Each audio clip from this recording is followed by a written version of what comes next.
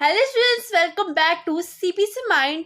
और आज हम class 10th math most important announcements from CBSE. CBSE ने आपके लिए क्या इम्पॉर्टेंट अनाउंसमेंट किया आज हम वो देखेंगे। लेट्स ये आपकी अनाउंसमेंट्स क्या है।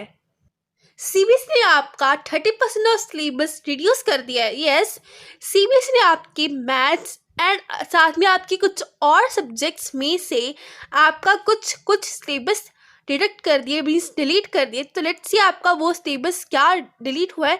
तो आज हम इस वीडियो में दिखेंगे ओनली क्लास 10th मैथ्स के बारे में। Started with the video. तो देखो, यहाँ पे आपका चैप्टर नंबर 1 है रियल नंबर्स है। उसमें आपका रिड्यूस जो आपका सिलेबस डिलीट हुआ है, मैंने सिर्फ उनको ही लिखा है ताकि आपको प्रॉब्लम ना हो। तो आपका चैप्टर नंबर 1 में क्या डिलीट हुआ है? आपका चैप्टर नंबर 1 में इक्वलिटी डिवीजन लेमा डिलीट हुआ है। तो अब देखो, इक्वलिटी डिवीजन लेमा तो आपको पता ही होगा कि क्या है ये, राइट। तो ये आपको दिया हुआ है कुछ पेज नंबर 1.1 में। अगर आप देखो तो यहाँ पे आपको गिवन है कुछ इस तरह से एक इक्वलिटी डिवीजन लेमा। तो ये है आपका A is equal to B Q plus R. इस जो ये आपकी आइडेंटिटी है या जो ये आपको जो फॉर्मूला है, इसको हम कहते हैं ये वाला, ये आपका है इक्वलिटी डिवीजन लेमा। अब जब ये फॉर्मूला आप किसी भी सम में यूज करते थे तो वो आपको सबसे नहीं आएंगे। तो देखिए, अब मैं आपको इस वीडियो में बताऊंगी कि आपको इसमें एक्सरसाइज कौन सी आएंगी, साथ साथ में कि आपको कौन सी एक्सरसाइज या उसमें कोई एक्सरसाइज की जो कोई क्वेश्चंस हैं वो नहीं आएंगे। तो देखो, यहाँ से आपको कैंसिल हो जाएगी पूरी एक्सरसाइज 1.1, क्योंकि देखो यहाँ पे डिवीजन एल्गोरिथम के बाद भी हम किस चीज़ का यूज़ करते हैं? डिवीजन लेमा का, उसको पूरा ड्राइव करने के लिए। देन हम सब में भी डिवीजन लेमा का यूज़ करते हैं। एक्सरसाइज 1.1 में क्वेश्चन नंबर 1, 2, 3, 4, 5 मीन्स आप एक्सरसाइज 1.1 के क्वेश्चंस नहीं आएंगे।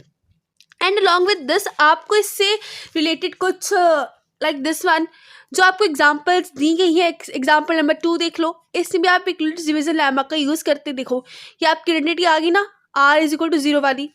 देन नेक्स्ट इसमें भी देख लो, इसमें भी हम एक्सरसाइज एग्जाम्पल 3 में भी हम इसका यूज़ करते हैं डिवीजन लेमा का। एंड ये भी देखो, योर स्वीट सेलर हैज़ 420 काजू बर्फी एंड 130 बादाम बर्फी। तो देखो इसमें भी एग्जाम्पल नंबर 4 में भी आपको डिवीजन लेमा का यूज़ करने को मिलता है। ये देखो, ये A is equal to B into Q plus R, right. तो ये आपको डिवीजन लेमा आपसे नहीं आएगा। Please take your maths book, यहाँ आपकी कॉपी ले लो एंड पेन ले लो कि साथ में लिखते रहो, या स्क्रीनशॉट ले लो स्क्रीन का, ताकि आपको मार्क करने में कोई प्रॉब्लम ना हो। अब हम बढ़ते नेक्स्ट चैप्टर के चैप्टर नंबर 2 के लिए। Chapter number 2 polynomials. तो देखो यहाँ पे आपको है statement and simple problems on division algorithm for polynomial with coefficient. तो इसमें आपको कौन सी एक्सरसाइज डिलीट हो रही है? इसमें आपको फुल एक्सरसाइज 2.3 डिलीट हो रही है। देखो अब आपका ये डिवीजन एल्गोरिथम होता क्या है, यहाँ पे आपको पेज नंबर 34 पे आपकी एनसीईआरटी की देखो, ये आपको है डिवीजन एल्गोरिथम। जो ये आइडेंटिटी है px, ये px आपका पॉलिनोमियल का वेरिएबल है, इसको into is equal to gx into qx plus rx। तो ये आपका जहाँ पे फॉर्मूला यूज होगा वो अब आपसे सब नहीं आएंगे। लाइक आपको जो ये है एग्जाम्पल नंबर 9 यहाँ पे आपको दी गई है। यहाँ देखो, आपको वो कह रहे आप में जीरोस फाइंड करनी है, आपको 0 गिवन है एंड आपको पॉलिनोमियल फाइंड करना, आपने नेक्स्ट 2 और जीरोस फाइंड करनी है।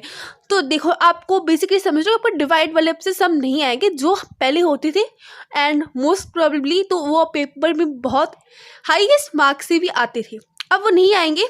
एंड तो यहाँ पे देख लो, ये आपको एक्सरसाइज 1.2.3 का क्वेश्चन नंबर 1 नहीं है कि इस टाइप के।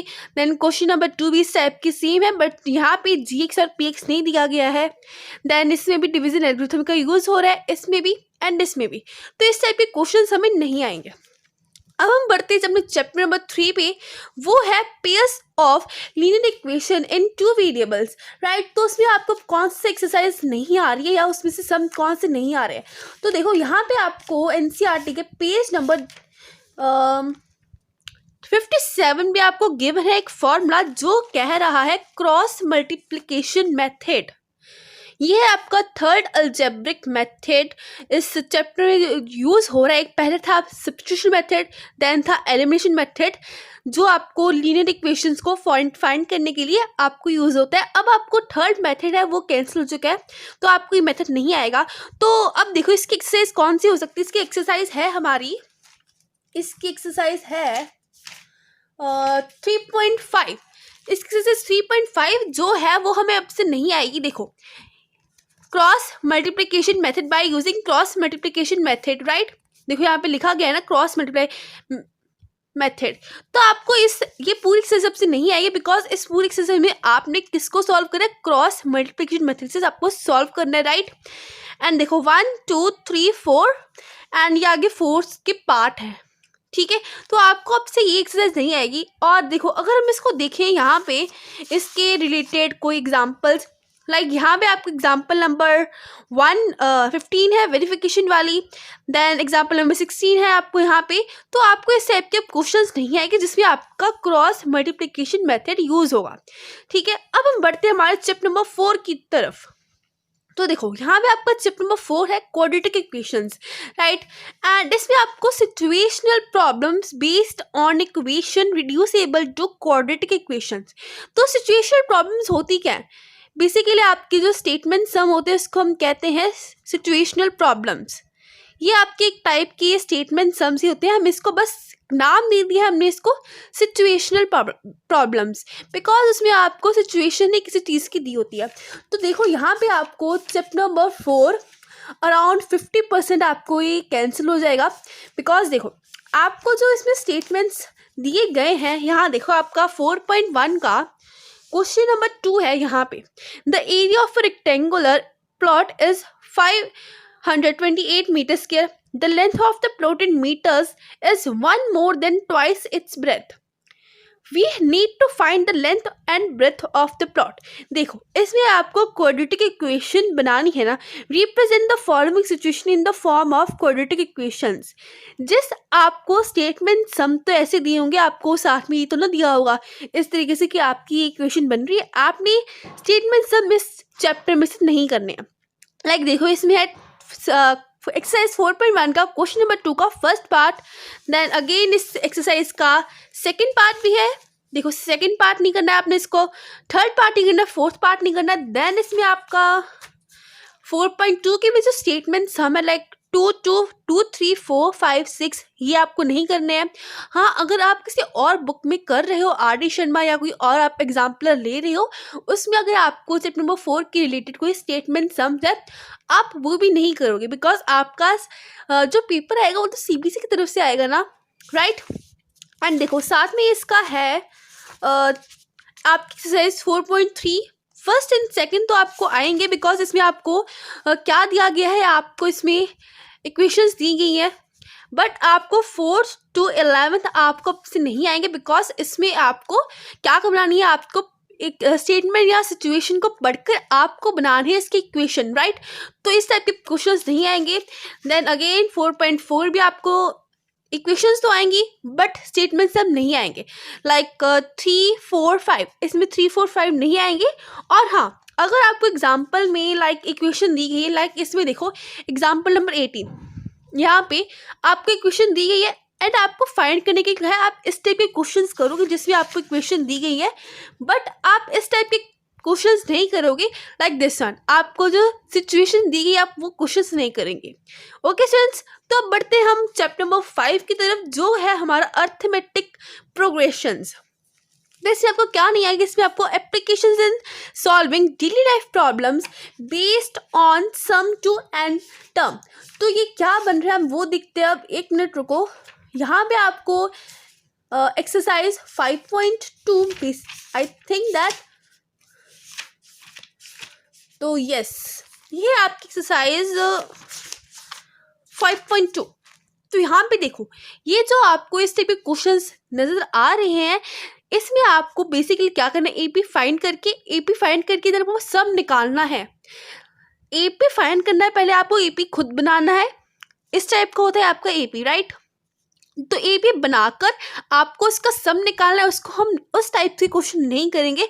तो देखो यहाँ से आपका सम ऑफ फर्स्ट एन टर्म्स शुरू हो रहा है ना, तो यहाँ पे जो आपके स्टेटमेंट सम्स है आपको दिए गए, अब वो नहीं है जिसमें आपको ए पी फाइंड करके बेसिकली इसका सम टू एन टर्म्स निकालना। लाइक इसमें देखो आपको पहले इसका 19th क्वेश्चन देखो, आपको पहले इसका एपी निकालना है, उसके बाद आपको इसका सम भी निकालना है। तो जिसमें आपको एपी के बाद कुछ सम नहीं निकालना है वो आप क्वेश्चंस करोगे, बट जिसमें आपको सम निकालना है एपी निकाल के वो आप क्वेश्चंस नहीं करोगे। लाइक 19 हो गया, इसमें आपको 20 भी आएगा। देन यहाँ पे find the sum of first 51 terms of an AP। Like इस टाइप के क्वेश्चंस नहीं आएंगे जिसमें आपको AP भी फाइंड करना है पहले और साथ में आपको फाइंड करना है सम। सो ये था हमारा चैप्टर नंबर 5 तक। अब हम बढ़ते हैं चैप्टर नंबर 6 पे। सो यहाँ पे आपका चैप्टर नंबर 6 है ट्रायंगल्स, एंड इसमें आपको कोई एक्सरसाइज या कोई पार्ट नहीं डिडक्ट हुआ है, आपका इसमें कैंसिल हुआ है थ्योरम्स। तो थ्योरम आपकी हुई है 6.6 एंड 6.9। तो मैंने यहाँ पे थ्योरम नहीं लिखे, मैंने इसका नेम लिख दिया है, नंबर लिख दिया है कि आपको कौन सी नहीं करनी है, बट मैं आपको दिखा देती हूँ आपको कौन सी नहीं करनी है ताकि आपको कोई प्रॉब्लम ना हो।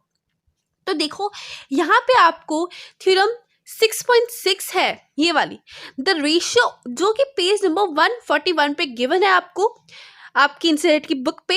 The ratio of the areas of two similar triangles is equal to the square of the ratio of their corresponding sides. ये आपको अब से नहीं करनी है।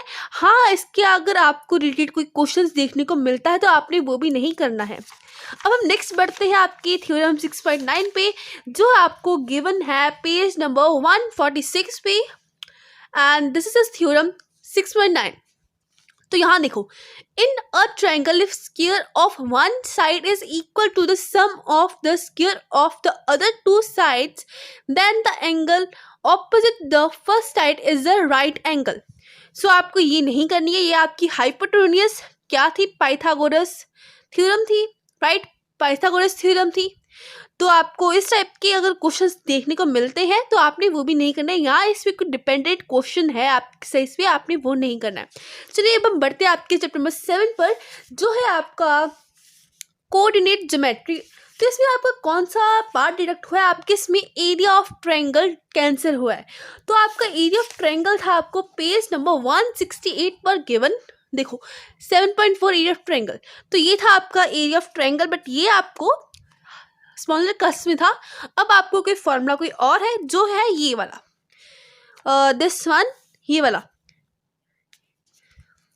ये था आपका एरिया ऑफ ट्रायंगल का फॉर्मूला। अब से आपको ये फॉर्मूला नहीं आएगा।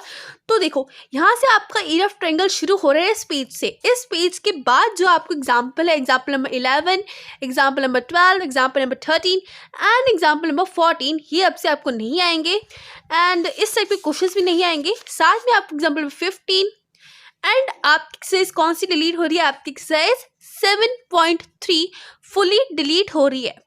एंड आपको अगर इसी टाइप के कोई क्वेश्चंस ऑप्शनल एक्सरसाइज में देखने को मिलते हैं या फिर आप कोई ऐसा कोई एग्जाम्पल ले रहे हो जो अभी न्यू अपडेट नहीं हुआ है, तो उसमें से आपको इस टाइप के क्वेश्चंस नहीं करने हैं। ओके स्टूडेंट्स, अब हम बढ़ते हैं आपके चैप्टर नंबर 8 पर, जो कि है आपका इंट्रोडक्शन टू ज्योमेट्री। तो यहाँ पे आपको कौन से एक्सरसाइज नहीं आएगी, आपको कौन सा पार्ट नहीं है। देखो यहाँ पे आपको पेज नंबर 188 पर कोई चीज़ गिवन है, वो है कुछ इस तरीके की। देखो 188 पेज पे आपको एक गिवन है sine 90 minus A is equal to cos A, and इसका ऑपोजिट ये है। आपको अब से ये नहीं आएगा पार्ट। एंड इसमें आपको एक्सरसाइज कौन सी है, एक्सरसाइज आपको गिवन है 8.3 आपको फुल्ली नहीं आएगी। एंड अलॉन्ग विद दिस ये स्पेस भी आपको है, ये क्वेश्चन नंबर 6 एंड 7, एंड यहाँ पे आपको 8.3 का है क्वेश्चन नंबर 1, 2, 3, 4, 5, ठीक है। एंड एग्जाम्पल यहाँ पे आपको नहीं आएंगे, example number 9, example number 10, then example number 11। तो आपके इस एक्सरसाइज इस चैप्टर में आपको 8.3 के साथ वाले एग्जाम्पल्स और 8.3 आपके एक्सरसाइज नहीं आएंगे। अब हम बढ़ते हैं हमारे चैप्टर नंबर 9 पर। जो है हमारा एप्लीकेशन ऑफ ज्योमेट्री। तो यहाँ पे आपको एक एक्सरसाइज गिवन है 9.1 वहाँ पे, तो वो क्या चेंजेस करेंगे इस एक्सरसाइज में, एंड इसमें आपको कोई चीज़ नहीं है, बहुत आसान है वो वाला, तो आप वो कर सकते हैं। देन आपको चैप्टर नंबर 10 है सर्कल्स, जिसमें अभी आपको नो चेंजेस है, मीन्स आपकी कोई डिलीशन नहीं हुई है, आपको सिर्फ वही आएगा। अब हम बढ़ते हैं आपके चैप्टर नंबर 11 पर, जो कि है आपका कंस्ट्रक्शन। ये आपको बहुत से स्टूडेंट्स को प्रॉब्लम होती है कंस्ट्रक्शन करने में, तो देखते हैं अब आपको कौन सा पार्ट नहीं आ रहा है। तो यहाँ देखो आपको नहीं आ रहा है construct of a triangle similar to given triangle. आपको दो ट्रायंगल्स ड्रॉ करने हैं, एक का सिमिलर ड्रॉ करना है। तो देखो यहाँ पे आपको एक्सरसाइज 1.1 दिस 11.1, इसमें आपको क्वेश्चन नंबर 1 तो आएगा, बिकॉज इसमें आपको एक ही ट्रायंगल ड्रॉ करना है, बट आपको इसमें question number 2 this one, question number 2, question number 3, question number 4, question number 5, 6 and 7 आपको इस पे क्वेश्चंस नहीं आएंगे। और साथ में एग्जांपल्स आपको, एग्जांपल मैं आपको दिखा देती हूँ कौन सी। देखो यहाँ पे हम दो ट्रायंगल्स ड्रॉ कर रहे हैं, इस टाइप के आपको एग्जांपल्स नहीं करने। एग्जांपल नंबर 2 भी नहीं करनी है, बिकॉज इसमें भी आपको फाइंड करना है। देन आपको एग्जाम्पल नंबर कुछ इस तरीके के आपको ट्रायंगल्स होते हैं जो आपको गिवन ट्रायंगल से ड्रॉ करने हैं, तो आपको इस टाइप के क्वेश्चंस नहीं करने। तो चलिए अब हम देखते हैं आपका चैप्टर नंबर 12। तो यहाँ पे आपका चैप्टर नंबर 12 है एरिया रिलेटेड टू सर्कल्स। तो इसमें आपको कौन सा नहीं आ रहा है, आपको नहीं आ रहा है इसमें problems based on central angles of 120 degree. तो आपको जो आपको स्टेटमेंट या आपको कोई इक्वेशन दी जाती है सेंट्रल एंगल ऑफ 120, जिसका सेंट्रल एंगल कितना, लाइक आपको ये सर्कल है राइट, यहाँ पे आपका सेंटर है इसका, एंड इसका कुछ इस तरीके से बन रहा है 120 डिग्री राइट, यहाँ पे 120 डिग्री आ रहा है आपका। तो अगर आपको इस टाइप के क्वेश्चंस में आपको ऐसा कोई गिवन हो तो आपको वो क्वेश्चंस नहीं आएंगे। तो यहाँ पे मुझे और कुछ तो नहीं दिखा, यहाँ पे मुझे आपकी एग्जाम्पल नंबर 3 नोटिस हो रही है। यहाँ पे आपको देखो 120 डिग्री मिल रहा है, एंड इसमें आपको फाइंड करना है एरिया ऑफ द सेगमेंट। ये वाला जो सेगमेंट आपको इस टाइप के क्वेश्चंस नहीं आएंगे। हाँ आपको 30 डिग्री 90 डिग्री की आ सकती है, 120 डिग्री की आपको नहीं आएंगे। ओके फ्रेंड्स, चलिए अब बढ़ते हैं आपके चैप्टर नंबर 13 पर, जो है आपका frustum of surface area and volume. And इसमें आपको नहीं आ रहा है पार्ट जो कि है आपका फ्रस्टम ऑफ कोन। तो देखो आपका फ्रस्टम ऑफ कोन होता क्या था, देखो आपकी 13.5 पेज नंबर 252 पे आपको कुछ इस तरीके से 13.5 आर्टिकल में आपको फ्रस्टम ऑफ कोन, यहाँ से लेकर अब आपको कुछ पार्ट्स नहीं आएंगे। देखो फ्रस्टम ऑफ कोन की एग्जांपल यहाँ से स्टार्ट हो रही है, एग्जांपल नंबर 12 नहीं आएगी आपको, ठीक है। तो मैं आपको एग्जांपल्स से बता रही हूँ ताकि आप जब अपने एग्जाम्स की तैयारी करो तो आप वो एग्जांपल्स मत करना जिसमें आपको जो नहीं आएंगे, क्योंकि अब अगर वो एग्जांपल्स करोगे तो आपको आएगा नहीं वो, बिकॉज आपने पढ़ा नहीं है। तो देखो एग्जाम्पल नंबर 13 भी नहीं है आएगी यहाँ पे। देन आपको एग्जाम्पल कोई 14 भी है, 14 नहीं आएगी आपको। देन इसकी एक्सरसाइज है 13.4। 13.4 में क्वेश्चन नंबर 1 2 3 4 5 एंड बस आपको ओनली 5 क्वेश्चन है यहाँ पे। 13.4 फ्रस्टम ऑफ कोन के क्वेश्चन है, आपको आपसे नहीं आएंगे। एंड ये था आपको इसमें क्वेश्चन नंबर चैप्टर नंबर 13। इसमें आपको फ्रस्टम ऑफ कोन नहीं करना है, ना इसके रिलेटेड कोई एग्जाम्पल्स, ना आपको इसके रिलेटेड कोई क्वेश्चंस नहीं करने हैं। ओके, अब बढ़ते हैं आपके चैप्टर नंबर 14 पर। आपके चैप्टर नंबर 14 में दो चीज़ें रिड्यूस हुई हैं, जो कि है आपका स्टैटिस्टिक्स चैप्टर है आपका स्टैटिस्टिक्स। एंड आपको इसमें कौन सा नहीं आएगा, आपको इसमें स्टेप डेविएशन मेथड नहीं आएगा आपसे। तो देखो आपको ब्रीफली से बता रही हूँ यहाँ पे आपको कौन सा नहीं आएगा। देखो बिकॉज आपको वहाँ पे फॉर्मूले इतने अच्छी तरीके से नहीं शो हो रहे, तो देखो आपका ये आपको स्टेप डेविएशन मेथड आपको बेसिकली क्या फाइंड करने के लिए यूज होता है, आपको mean of group data find करने के लिए आपको यूज किया जाता था। बट इसमें आपको दो मेथड थे, एक आप देख सकते हो यहाँ पे द डायरेक्ट मेथड जो आपका ये वाला है, एंड एक है आपके यहाँ पे द अज्यूम्ड मीन मेथड जो a plus this one sigma FI/DI sigma FI। And आपको ये वाला अब नहीं आएगा आपसे, this one the step deviation method जिसमें आपको a plus FIUI bye FI/H, ये वाला आपको मेथड नहीं आएगा मीन फाइंड करने के लिए। ओके स्टूडेंट्स, देन अब देखते हैं आपका कौन सा नहीं आएगा। आपका इसमें कॉम्यूटेटिव फ्रीक्वेंसी ग्राफ, जो कि आपकी पेज नंबर, अब देखो पहले हम इसको देखते हैं स्टेप डिवीजन मेथड।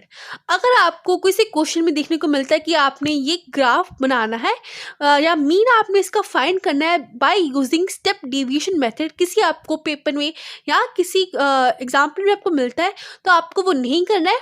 प्लस अगर आपको वो कहता है find the mean of this graph table आपको गिवन है, तो आप डायरेक्ट मेथड यूज कर सकते हो या आप एज्यूम्ड मेथड यूज कर सकते हो, बट आपने दिस वन एक ये है, आप मेथड यूज़ कर सकते हो, बट आप ये मेथड नहीं यूज़ करोगे बिकॉज अब ये सिलेबस में रिड्यूस है। अगर आपने पेपर में सॉल्व भी कर दिया तो आपको उसकी पेपर मार्क्स नहीं मिलेंगे, चाहे वो आपका सम ठीक भी हो। ओके स्टूडेंट्स, इस बात का ध्यान रखिएगा। देन आपको इसमें कम्युलेटिव फ्रिक्वेंसी ग्राफ, ध्यान से सुनिए, ग्राफ आपको डिलीट हो रहा है, आपको उसका फाइंड करने का तरीका नहीं डिलीट हो रहा है, ओनली ग्राफ, ठीक है, बिकॉज इसमें मेंशन है ग्राफ। तो आपकी एक्सरसाइज 14.4 जिसमें आपको more than type and less than type की कुछ फाइंड करने, आपको वो से नहीं फाइंड होंगे। क्वेश्चन नंबर 1, 2 एंड 3 आपको अब से नहीं आएंगे। Question number 1, question number 2 and question number 3। Okay students, आपको स्टेप नंबर 14 में ये नहीं आएंगे, ठीक है। अब हम देखते हैं आपका स्टेप नंबर 15 जो है आपका प्रोबेबिलिटी। इसमें भी आपकी एक एक्सरसाइज थी, बहुत आसान थी, तो इसमें भी आपको नो चेंज दिया है। मोस्ट फेमस आपका चैप्टर या मोस्ट ईजीएस्ट चैप्टर है ये आपका। सो ये था आपका इस रिड्यूस सिलेबस का क्लास एंड मैथ्स के ऊपर डिस्कशन। बिकॉज मैंने देखा कि आपको वेबसाइट्स पर आपको लिख के देते थे कि हाँ आपका ये पार्ट डिलीट हुआ, बट आपको कोई पार्ट समझ कर या कोई पार्ट देखकर आपको प्रॉब्लम्स आ रही थी, आप एक्सरसाइज कौन सी में नहीं करनी या हमने कोई क्वेश्चंस नहीं करना, तो हमें समझ नहीं आ रहा, तो मैंने इसके लिए बना दी। एंड अब चलते हैं आपकी नेक्स्ट सेकेंड इम्पॉर्टेंट अनाउंसमेंट पर, जो है, अब देखो, अब आपको सिलेबस पता लग गया आपका कौन सा डिलीट हुआ है। अब आपको एक न्यूज़ देती हूँ मैं कि आपका जो आपके पेपर्स हैं, जो आपके पेपर्स होने हैं बोर्ड के, क्लास 10 बोर्ड्स के paper and class 12th board के पेपर्स की डेट फाइनल होगी कि आपके किस दिन पेपर्स हो सकते हैं। तो वो है आपके 15 फेब को आपके पेपर स्टार्ट होंगे एंड स्टार्टिंग इसकी 15 फेब को होगी, सेम 2019 की तरह। एंड इसका मई में रिजल्ट आ जाएगा। रिजल्ट की आपको डेट अभी फाइंड नहीं हुई है, आपको ओनली फाइंड कर दिया है आपको पेपर कब से स्टार्ट हो रहे, ताकि आप मन लगा के पढ़ाई कर सको अभी से ही। तो देखो यहाँ पे आपका डिलीट हो 15 फेब को स्टार्टिंग होगी, तो यहाँ पर काउंट करते हैं आपका अक्टूबर आ गया, नवंबर, दिसंबर, जनवरी, आपके पास ओनली 4 मंथ्स है, बिकॉज अक्टूबर अभी स्टार्ट ही हुआ है, तो आपके पास ओनली 4 मंथ्स है। आप मेहनत कीजिए, पढ़िए एंड साथ में साथ आप CBSE माइंड को फॉलो कीजिए, बिकॉज मैं आपके लिए काफ़ी इंटरेस्टिंग टॉपिक्स लेकर आ रही हूँ जल्दी आपके CBSE माइंड चैनल पर। So stay tuned with me, hope like this video, share this video and subscribe to my channel for such more videos.